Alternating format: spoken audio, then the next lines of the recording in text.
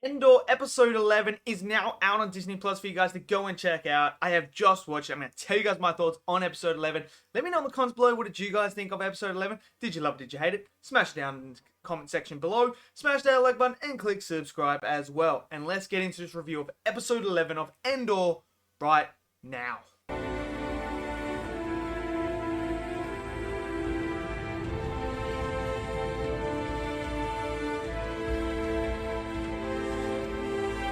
Okay, so Andor episode 11. Look, I have loved this show so much. I feel like every week I just keep saying how great this show is. This is absolutely perfection in my eyes for the Star Wars that we need right now.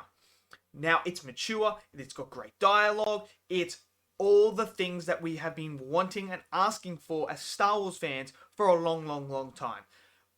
Look, I'm a guy that does love the Star Wars that we have got recently. I like The Mandalorian. I do. I like that one. I like the Kenobi show, why I still have issues with it, and same with the Book of Boba Fett. I like that stuff. I like, Phantom Menace and Attack on Clones. I like Force Awakens. I'm not the biggest fan of Last Jedi or Rise of Skywalker though. But I do like that side of Star Wars, but I have always wanted to have a mature side to Star Wars where we see stuff that is nothing like we've ever seen before in Star Wars. And Andor, as a show itself, has given me hope for the one thing that I have been wanting for a long time that I now felt like I would never ever get. I'm now optimistic that I could get what I want now. And that is an R-rated version of like a Bane trilogy. Like something like that where we go in and we go the dark side. And we really go into those dark themes. Andor is showing that we can have that in the Star Wars. We can have that side. And episode 11 is no different.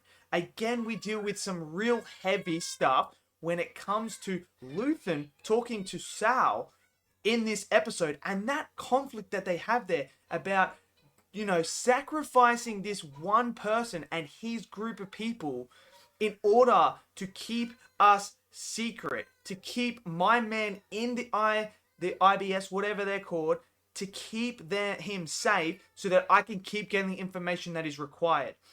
And Sal going back and be like, wait a second, wait, hold on. So you're saying that you're going to let him die? Like, what if it was me? And I love that conflict where Sal says that. He's like, what if it was me? Would you do the same if it was me? Or would you help me? What would you do? And basically Luthen says, all he says is, you seen me. You can hurt me. He can't. He's never seen me. He has nothing that can ever come back onto me. And it just shows you that while the Empire is absolutely evil as well, and the stuff that we've seen so far in this show is insanely, like, next level, we're talking like concentration camps, all sorts of crap like that, we see that the rebellion, in order to uprise against this evil, they have to get their hands dirty too. And Luthen is no different. He is willing to have hands covered in blood in order to get this rebellion off and running. He's willing to do that. Like we saw in the last episode where he said that he's willing to burn his life for a sunshine that he is never going to see. Like, that's what he is doing. And on the way, he has to make the tough decisions.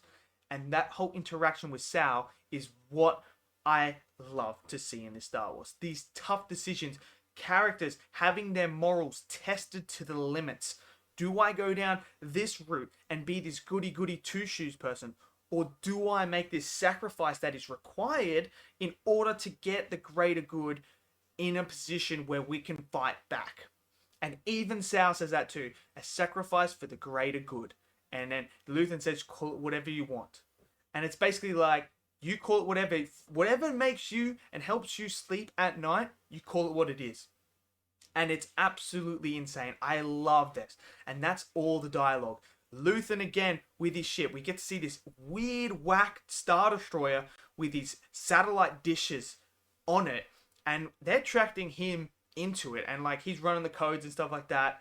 And then we get this insane action sequence with him and his ship.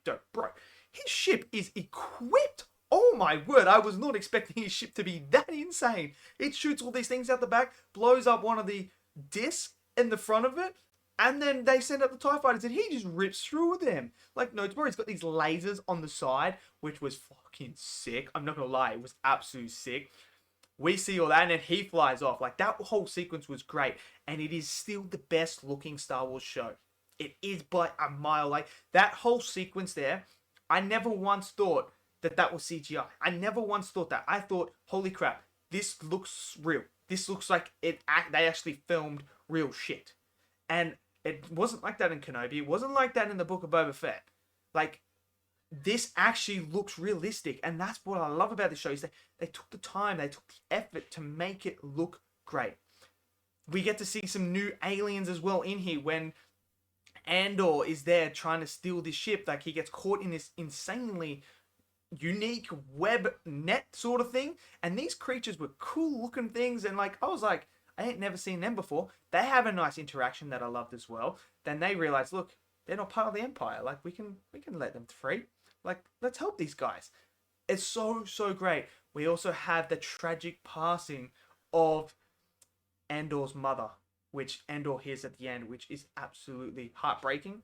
And we see that in his character, how much it's going to weigh on him. So they have this whole ritual and everything like that. And of course, Debra, whatever her name is, she is saying like, yo, let them have their funeral. Let's box them in and then we'll go for them. Which, man, she's like, oh man, she's ruthless. Like, as much as I despise her, you gotta clap her and be like, yo, fair enough, she's ruthless. And she's willing to go hard to get what she wants. And that's absolutely insane.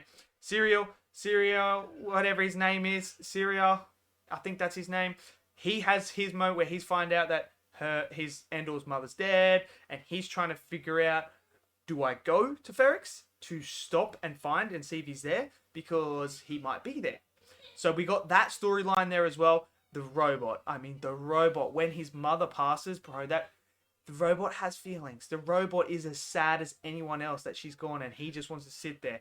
Like, it's like the robot symbolizes a puppy for us, where the owner dies and the dog just sits there, and it's like, it misses. Like, that was just so heartbreaking as well.